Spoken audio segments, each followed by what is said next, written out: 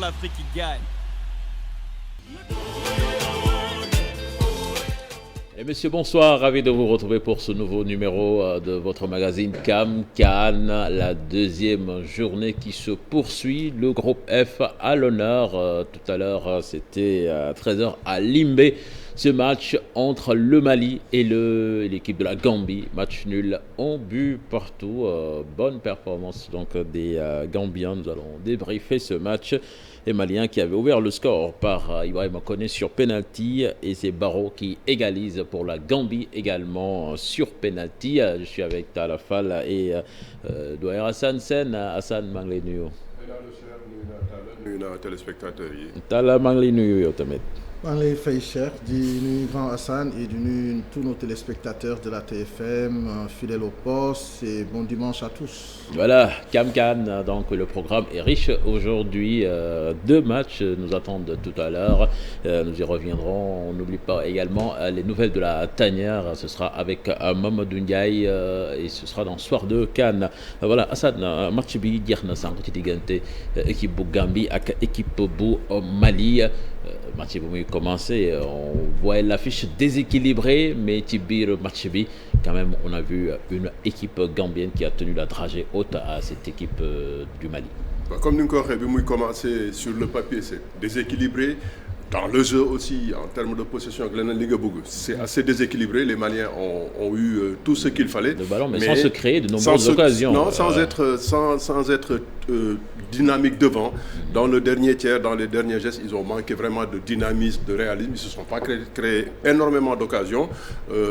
Néanmoins, c'est une équipe jeune qui est en train de se faire. Ils ont du ballon. Ils jouent le nous. Les Gambiens, comme tu dis, ils ont été très disciplinés.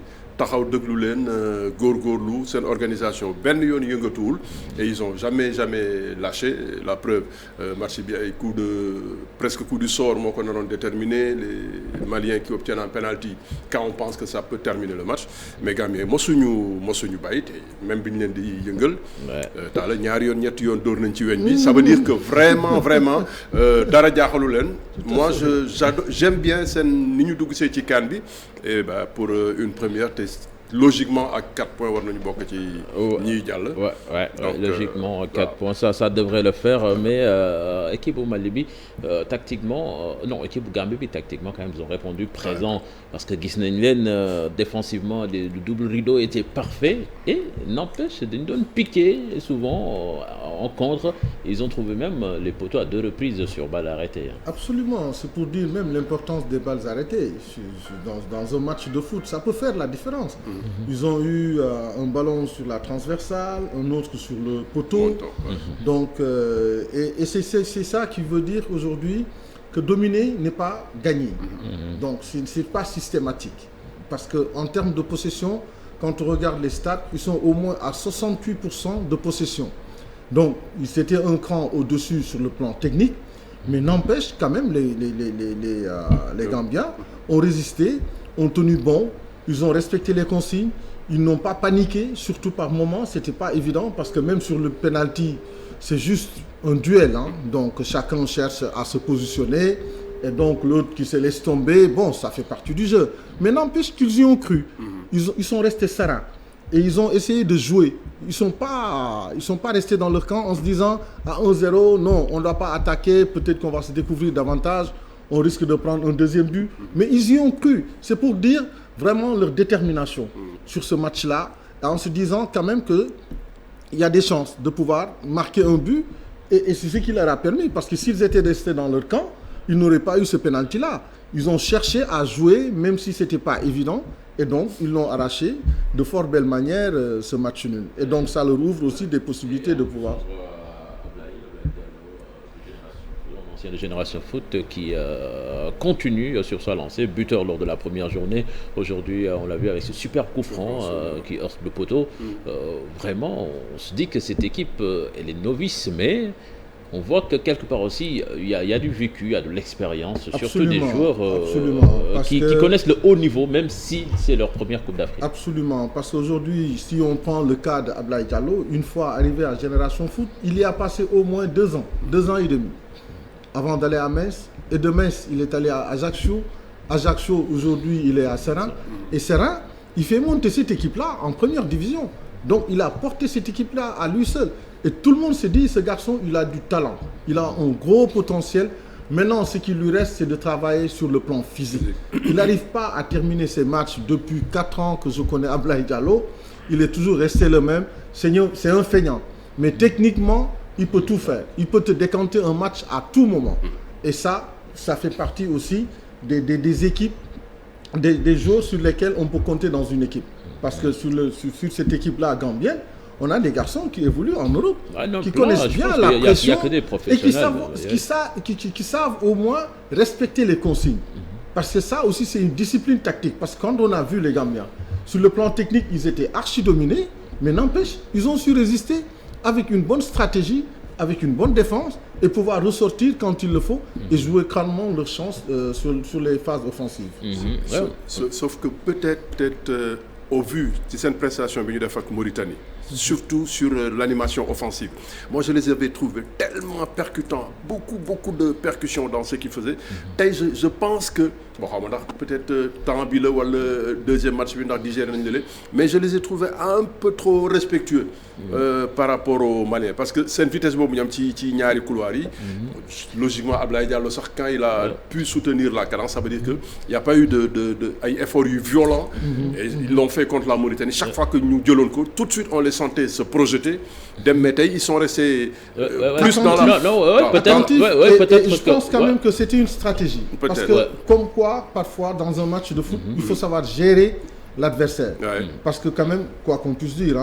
Peut-être qu'ils ont trop calculé Djenepo, quand même, qui est très rapide, très vif sur le plan offensif. Il fallait réduire les espaces. Ils ont eu plus à venir parce aider. Que là, sur ce match-là, ils ont joué en bloc bas. Beaucoup de solidarité. Un bloc bas défensif, c'était vraiment un 4-4-2, mais avec un premier rideau où des attaquants faisaient les efforts qu'il fallait pour gêner un peu la relance, mais après ils se sont retrouvés dans une défense de zone avec un bloc bas, en se disant maintenant, dans cette zone-là, on fait un pressing permanent sur le porteur du ballon. On ne va pas se jeter. Surtout sur les zones de couloir maliens, notamment Djené Pofi avec Benen Traoré.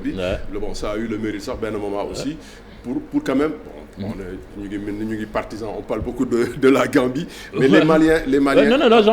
si nous sommes Mali, c'est surtout avec Magasuba, je pense qu'aussi, il faut saluer la réactivité de l'entraîneur, parce qu'à la mi-temps, il faut dire qu'il y a quelque chose qui cloche au milieu de terrain, par rapport à surtout premier match, il est revenu à sa compo du premier match initial, parce qu'après, bon, je ferais que ça m'a sécu départ, mais de coup, après il a fait entrer Nostre Traoré et l'autre Aïdara. Il a voulu tout de suite aider Bissouma à réintégrer le groupe, parce que Bissouma, peut-être un peu... Il n'était pas titulaire. Mais beaucoup d'aisance, beaucoup de qualité, et puis box to box. Et un tournoi. Donc un tournoi, tu n'as pas le temps de trop réfléchir, de tergiverser ou de douter. Donc tu prends la décision qui sied à la circonstance. Tu as des difficultés, on t'a posé une équation tactique, tu avais un jour sur lequel tu comptais, maintenant il ne te donne pas satisfaction, mais tu changes. Tu n'as pas besoin de réfléchir 107 ans pour ça. Tu prends la décision qu'il faut, tu lui dis, écoute mon gars, laisse quelqu'un d'autre, parce que j'ai d'autres possibilités. Et c'est ça la réalité du football moderne. En tout cas, pour le moment, les Gambiens font de très bonnes choses, et avec 4 points, peuvent envisager sereinement les 8e de finale, parce que au pire des cas, certainement ils finiront parmi les meilleurs 3e. La Gambie qui va jouer son dernier match face à la Tunisie. Ce ne sera pas facile, mais avec cette équipe gambienne, on peut rester tranquille, parce qu'ils sont très forts défensivement, et offensivement ils ont des armes. Justement, la Tunisie qui va jouer à partir de 16h tout à l'heure, donc dans un quart d'heure, face à la chaque compétition. Ils partagent la même poule, ils se retrouvent, et là on est face à une équipe tunisienne dos au mur, la Mauritanie également qui avait perdu son premier match, et donc ces deux équipes se doivent de faire un résultat. C'est un match de rachat pour toutes les deux équipes, donc quelque part ils ont un impératif de résultat, donc il faudrait qu'elles gagnent plutôt toutes les deux. Et pour ça, je pense quand même que les Tunisiens comme les Mauritaniens en sont conscients. Ils jouent leur avenir sur ce tournoi-là, sur ce match-là déjà. Donc ils pourront au moins savoir qu'est-ce qu'ils devront faire par la suite. Et quelque part, bon, les Mauritaniens vont essayer de résister, mais sur ce match-là, je pense quand même que face à une équipe tunisienne qui a au moins un devoir de revanche par rapport à leur peuple. Et lors de la dernière CAN, c'est vrai que ce n'est plus la même équipe mauritanienne, ce n'est plus Martins sur le banc, mais on avait vu la Mauritanie carrément bousculer très cette honnêtement, équipe. Pour moi, ça devrait même être un match revanche. On avait vu qu'il y avait de la possibilité, il y avait de l'espace, il y avait du tout pour pouvoir faire bouger cette équipe tunisienne. Et ils l'ont pas. Non, par rapport à ce qu'on avait vu en 2019, on avait une équipe mauritanienne plus fringante que celle-là, qu'on a vu assez timorée du premier match contre la Gambie. Bon, maintenant, maintenant que quand tu as le couteau sous la gorge, il faut que nga fippu. Donc logiquement Mauritanie, et quoi qu'on puisse dire, Tunisie bi aussi c'est pas du machine à broyer boo xam ne day ñëw jaar sa kaw. Donc pour peu que nga góorgóorlu, on peut y aller. Ils auront un attaquant expérimenté sur lequel ils vont compter et tout, mais c'est une défense bu diis boobu. Si les Mauritaniens acceptent de faire les efforts, de se faire violence, je pense qu'il peut y avoir match. Ouais, mais tactiquement, quand même, c'est une équipe bien en place. Autant la Tunisie, bloc compact. Le problème, c'est devant. Bon. Ça, c'est le vécu qu'ils ont. L'organisation tunisienne, ça, c'est lu ñuy waxati fi mu nekk nii. Ça, c'est seen ADN la bokk. Maintenant, li ñuy manqué mooy un peu de plus de jus, un peu plus de fraîcheur, de percussion ci kanam. Mais pour taxaw bu baax, tactiquement ñu nekk fii, ils sont là, mais ils ont benn handicap. Si ginnaaw défense bi ñoom ñëpp diis, ñëpp c'est un peu pâteau, c'est très lourd ci axe bi.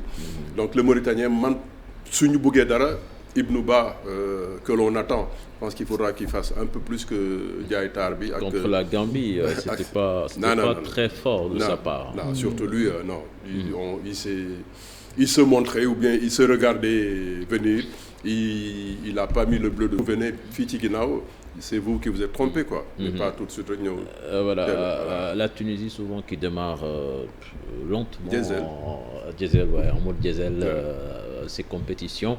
Bon là, par contre, on est à la deuxième journée, ils ont 0 point au compteur, ils se doivent de gagner sous peine vraiment d'être vraiment en danger dans cette compétition. Surtout eux qui se sentent un peu victimes de l'arbitrage. Bon, je sais pas pourquoi, mais oui, mais bon, mais ils pensent que depuis la CAN 2015, ils sont défavorisés par mais de toute façon, cher Tidiane, la vérité du terrain, elle est là, quoi. Maintenant, c'est par rapport à ce qu'ils montrent. Ils sont pas venus avec des arguments pour pouvoir vraiment gagner cette CAN. C'est pas des foot de guerre. Ils sont loin, quand même. Mais on sait jamais. Mais quand on voit comment l'équipe joue. Face au Sénégal, c'est passé de justesse.